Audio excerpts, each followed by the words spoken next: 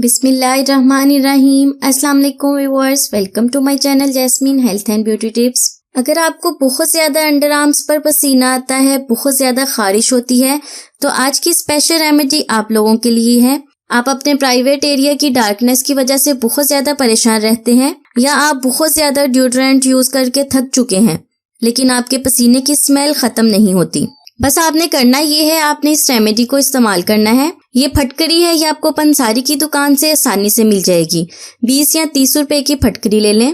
फटकरी को rose water में dip कर लें।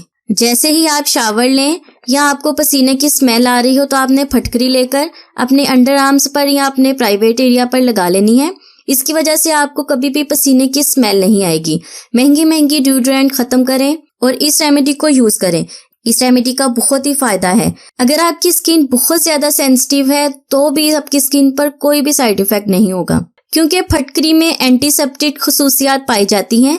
जिन लोगों को पसीने का बहुत ज्यादा मसला फेस करना पड़ता है, सर्दी या गर्मी किसी भी मौसम में अंडर आर्म्स में बहुत ज्यादा पसीना आता है और पसीने की स्मेल भी बहुत ज्यादा आती है, तो वो ये रेमेडी को जरूर यूज करें। इस रेमेडी का बहुत ही फायदा है। आप महंगी बॉडी स्प्रे भूल जाएंगे इस रेमेडी को यूज करने के बाद, क्योंकि जो हम बॉडी स्प्रे यूज करते हैं उसका असर थोड़ी देर तक रहता है, उसके बाद दोबारा से स्मेल आनी शुरू हो जाती है।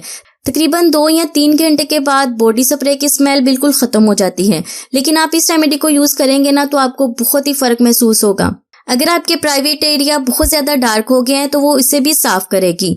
तो फ्रेंड्स, कैसी लगी आपको आज की ये अमेजिंग और छोटी सी रेमेडी? उम्मीद करती हूँ आसान सी रेमेडी है, बहुत ही अच्छी लगी होगी। इस रेमेडी को जरूर यूज करिएगा और मुझे कमेंट्स में जरूर बताइएगा कि आपको मेरी आज की रेमेडी कैसी लगी।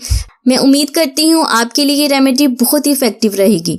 मैं हाजिर होंगी अपनी नई रेमेडी के साथ। तब तक के लिए मुझे इजाजत दें। दुआओं में याद रखें और अपना बहुत सारा ख्याल रखें। अल्लाह हाफिज।